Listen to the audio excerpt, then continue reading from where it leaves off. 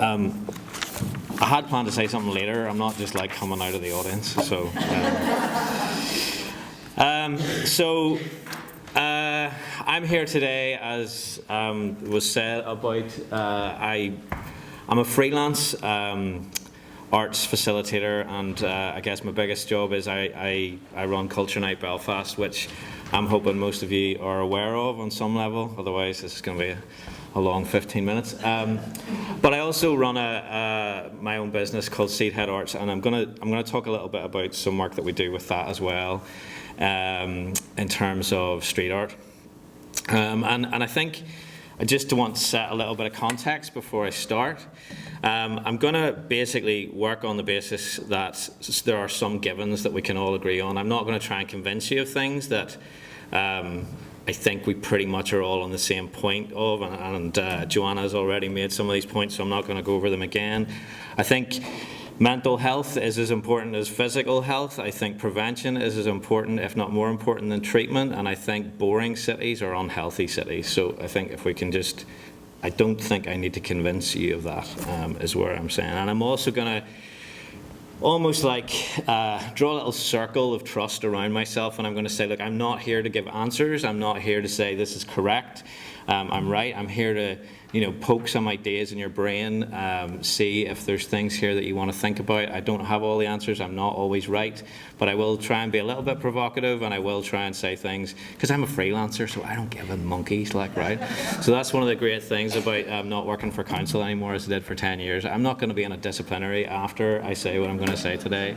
So I can say what I like, and then you can disregard it, or you can say, he's horrible, I don't want to hear from him again, but hopefully it'll give you some context to talk about things. So it's in two parts, and once I start the presentation in the slide after this, it's timed, so I'm gonna hit time because I'm an event manager, so that's important to me. But also there's two parts. The first is a little bit of a personal story for me about street art and why it's important to me and how I think it fits in the city. And then the second is just some lessons or some examples of what we do in Culture Night that I think don't just relate to event management. And in terms of that, can I have a glass of water? Because I wasn't expecting to be here until the second half. So,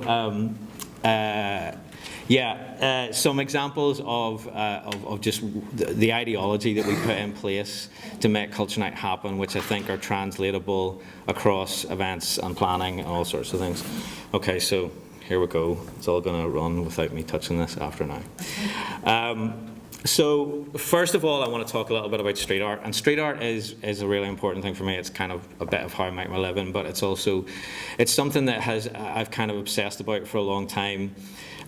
Since the dawn of time, since we lived in caves, people painted on walls in order to make their identity, and in places in particular where walls are significant and political, like Bethlehem or Berlin or Belfast, that actual writing on walls becomes, thank you very much, of slightly more significance.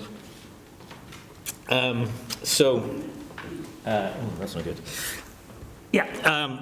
So this is, the reason I have this, and Morris is here so he'll remember this, whenever I was growing up there was a big red wall where Conswater is now. It was called the Rope Works, and it was massive. It was this huge big wall, and I used to live in Ballyhackamore when I was growing up, and whenever we'd been on a trip somewhere, I would see the big red wall and I would know that we were nearly home. That was my kind of like ding, ding, ding, ding, ding. We're about like 2-3 minutes away from getting home. And now as my children we live in more or less the same area, and this is their signifier. This is what they see on the Lower Newnaws Road whenever they are nearly home, and this is the thing that is their signifier, their marker. And I guess I just kind of want to talk about this a little bit because I think it's interesting, and I understand why these things are here. I understand it's not as simple just to pull them down, but I'm just saying this is part of our makeup. This is part of how we conduct stuff on walls. This is what has driven me. This is our context in which, I'm kind of bringing international artists to Belfast and getting them to paint on walls. And I want to talk a little bit, and this slide is going to come in a minute, about a piece of street art which is at the bottom of the road, which isn't quite which isn't there anymore, actually. Oh no, I want to talk about this first, sorry. So I think if you juxtapose those pieces of art that we've just seen with this is my favourite piece of street art in the world. It's a piece by an artist called Macer, and it's in Dublin, and it's the last, if you don't know, it's the last words that Seamus Heaney texted, I believe, to his wife. It was in Irish, but this is the English translation. And I believe that, genuinely, if this was on your commute, if you saw this every day when you went to work, I think your life would be better than if it wasn't there. And I don't think that you every morning have a Damascus Road moment and go, oh, well, I'm not afraid anymore. But I think that you actually, over time, incrementally, that there would be enough of an impact on your life as you saw this every day that you would feel better about your life. And that's the import. That's how street art and architecture and cities affect us. They affect how we feel and how we engage with our daily lives and how we go about it and how we communicate with each other. And I think if you juxtapose that with the stuff that we have, that is the stuff that my kids see when they're nearly home, I think it's important that we try and bring things in. So this is a piece of street art which I think, again, those of you from Belfast will recognise as something that was at the Lower Newton Arts Road. This was my Don't Be Afraid. This was my thing that I used to see whenever I was driving up the Lower Newton Arts Road, and I would see this before we would get to those other images, and I would feel that at least there was a part of me on the walls in this city as well, in my part of the city. And I think as we all know, what happened is that DSD, who are a branch of government who are responsible for building a city in which we all can feel part of, they decided to clean up the inner East Belfast, and they just wrote a general thing to say, paint over all graffiti. And there wasn't sufficient enough understanding that this piece of graffiti, which City Council, to be fair to them, didn't paint over for 10 years because they kind of got it, that this was an important piece of graffiti for people, and they understood that it was significant, but DSD didn't. Now, I mean, where I'm going with this is that this is a re-imaging mural. And I'm not criticising re-imaging as a concept or as how it's happened, but I think what happens when you governmentize like art is that very often you get, I feel this is a little bit grey, I feel it's a little bit boring, and yes, it's better than the murals that we had before at the start. And again, this is what we have now, where the Teenage Dreams mural is, and it's better than it being blank, but it's still not dirty enough. It's very clean. It was done in the daytime with government money, and people pay for it. It wasn't done illegally overnight, which I prefer, if I'm being honest. And it just makes me feel, and it's great. And I commend everyone who did the work to get it back. But I still feel like the fact that we don't have the original piece anymore is sad. So these are all pieces of work that we've done in Belfast over the last, I guess, 6 or 7 years. And I think what we're trying to do is we're trying to, it's not even my computer. But so yeah, we're trying to sort of make we're trying to make the walls look a bit more interesting around the Cathedral Quarter, and we're trying to. It's cheaper, and it's on the edges of illegal, and I guess it's kind of not very government, I guess, is what I'm trying to say. And the main thrust of what I'm trying to say with everything I'm talking about today is to trust artists to make this city better, and don't make it corporate, or don't make it government. Just give them a bit of space and a bit of freedom to express themselves, and you'll have a better city. Okay, so now I'm going to talk a little bit about Culture Night. And I'm going to say, first of all, like in terms of how I look at art and how I treat Culture Night, there is no why, there is no tourism, there is no economic, there is no social. I don't give a monkeys about that. I love creativity and art because it makes me feel alive. It gives me a sense of my place in the universe and my community on a macro and a micro level. It makes me feel connected to my family, to my friends, to strangers. And I think everyone around the room can think about a time when they've been at like a classical music concert or a rave or a art gallery where they've kind of just felt more alive than they've ever felt before in their lives. And that's what art can do. And if that's all it did, if it didn't make economic sense or tourist sense or any of that, then it's still worth doing. And I think we need to, we need to own that at the start, because there's too much of this, like, measuring it by terms of economic benefit or any of that stuff. Are you the guy who I'm filling in for? Sorry, maybe not. Sorry. Yeah. So So then that's the first premise I want to talk about. The second thing I want to talk about, there's three things I think we do really well at Culture Night that I think people should learn from us. The first is shared space. Culture Night is all about shared space.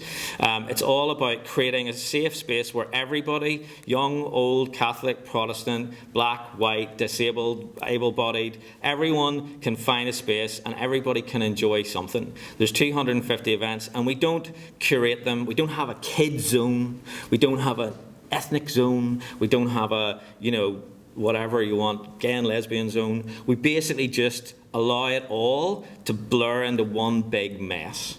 And that's what life is, and people respond to that.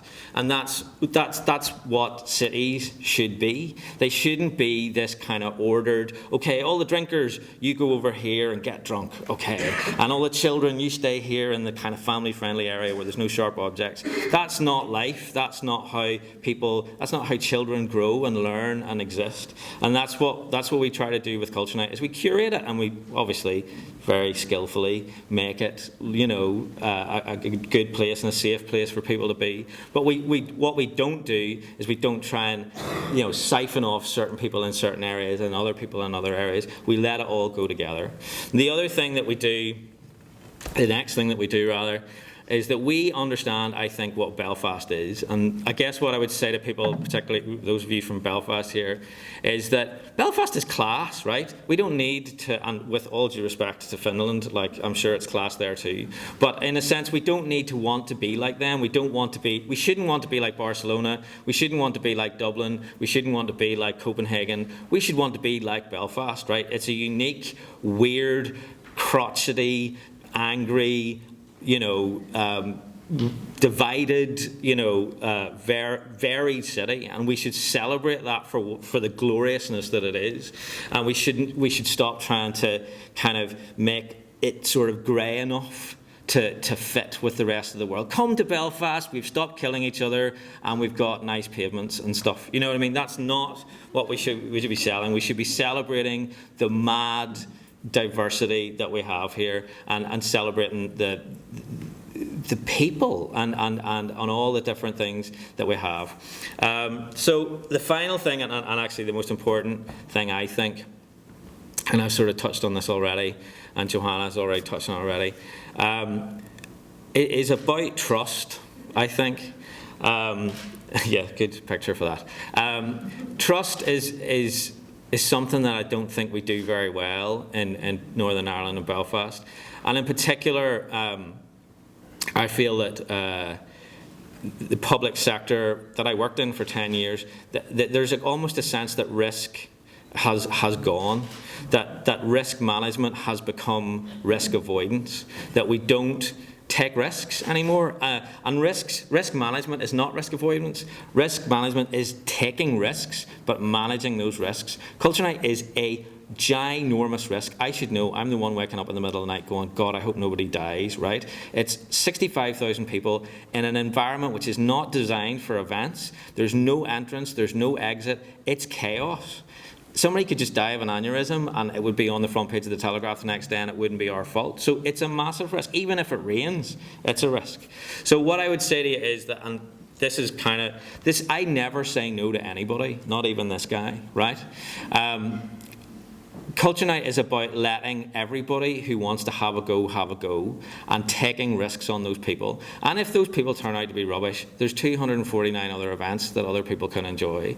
So I'm just going to finish really quickly. This is a little cartoon that somebody did when they heard my talk on street art, which was much better that time, but anyway. we put so much trust in corporations. We put so much trust in property developers. We trust them that they have our best interests at heart. And actually, I don't for 1 second believe that they do. You know, and I think if you don't have creatives in your sphere of influence, if you don't have people who are risk takers and agitators and people who will ask hard questions all the time, because that's just how they're wired, because they're kind of annoying, right? Those are the people that you should have in your sphere of influence, because they're the people who'll make you take risks, and they're the people who'll make you trust people and make a better city. All right, thank you.